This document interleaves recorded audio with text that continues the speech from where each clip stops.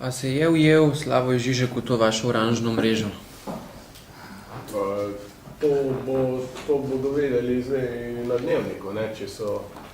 Ne, pa vi mi povejte, sej na Dnevniku piše, pač kar pišem, pa meni zanimivo.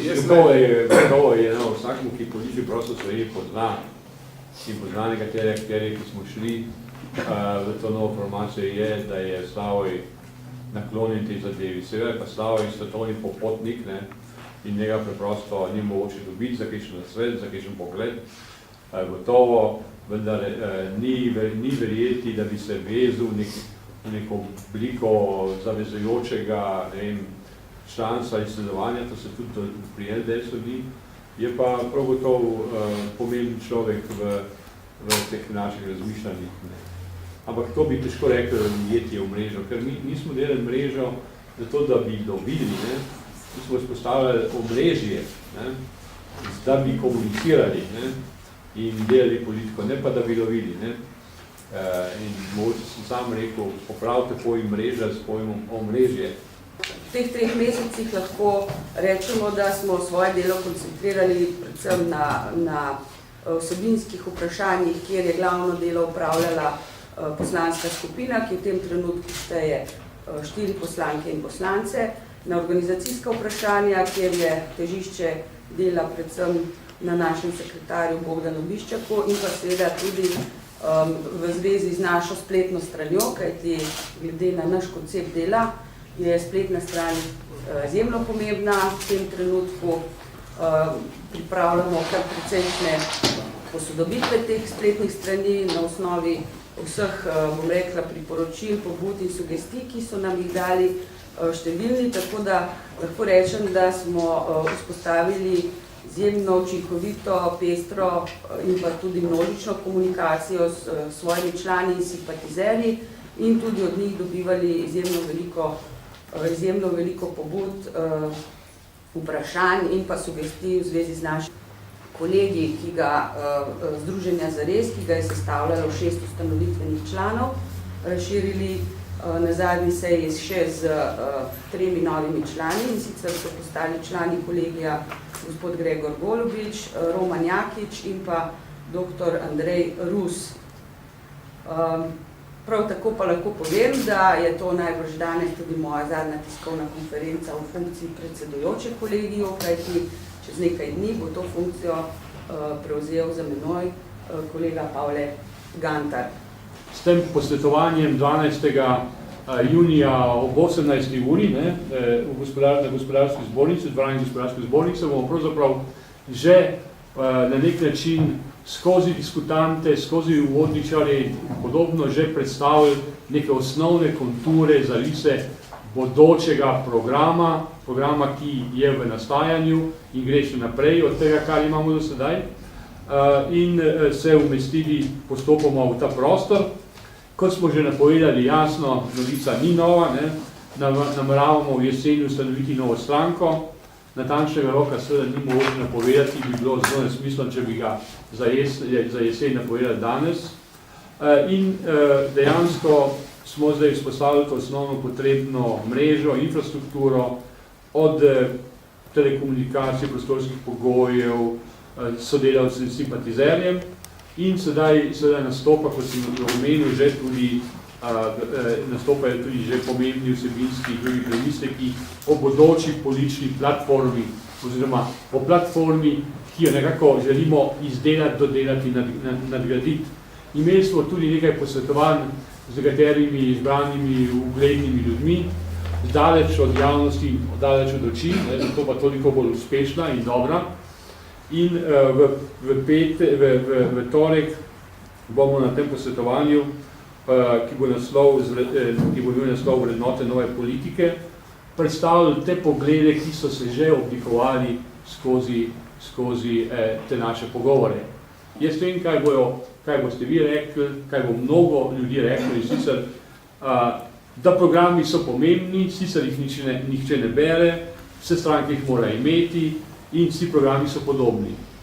Mi tle mislimo, da kljub vsemu nekaj ljudi bere programe, da kljub vsemu je treba narediti to razliko in tematizirati ne za razlike same, ampak zaradi tega, ker je treba tematizirati nekatere stvari na novo in da je treba premisliti, ali lahko dobimo nove odgovore na stara vprašanja in ali znamo prej kot drugi definirati nova vprašanja, ki se pravzaprav do danes niso pojavili. Vsi ti ljudje, ki so vodničari, so v zadnjih tednih tudi z nami sodelovali na skupnih posvetih. Imen pa preprosto ne želimo izpostavljati nikoli vnaprej, zato ker tudi sam sem bil v preteklosti kdaj deležen tega, da se me je izpostavilo in posebej še, ko nisem bil aktiven v politiki, to ni bilo prijetno. To so pač strokovnjaki, s katerimi sodelujemo, ki so izrazili pripravljenost, se z nami tudi večkrat srečali, kako oblikovati ta posvet na temo vrednot nove politike in 12.6.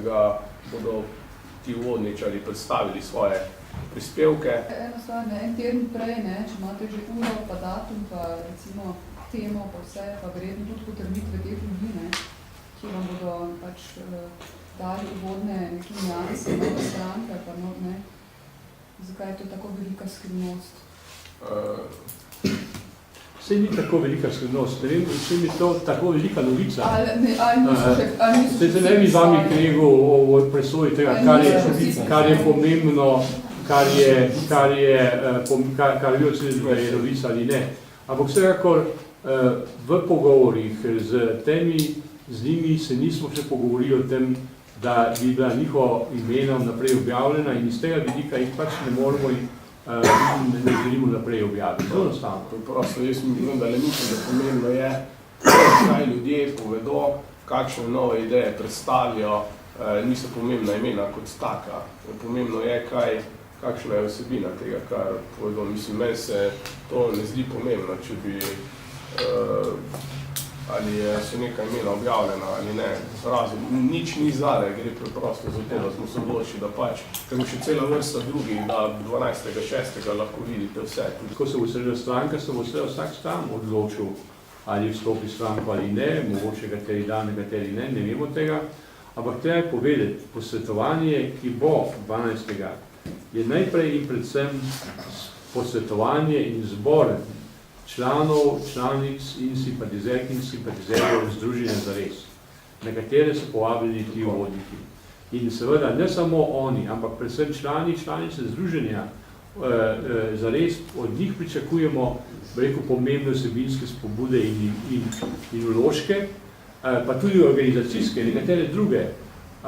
In v tem smislu je to srečanje pomembno. Če mislite, da gre za predstavitev nekih čudežnih imen, ki je treba čim prej izvedeti, tega ne bo, čudežnih imen ni.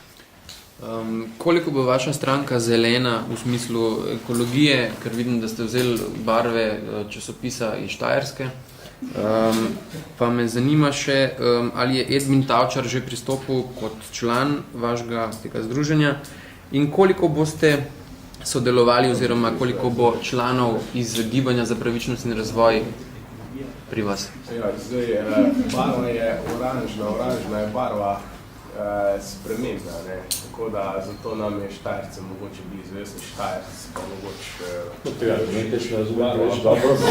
ampak kar se pa tiče teh ekoloških platform, ekologija je pomembna v okviru trajnostnega razvoja in pa to prva točka našega programa, naših vrednostnih izhodišč. V okviru trajnostnega razvoja to je ena od ključnih zadev.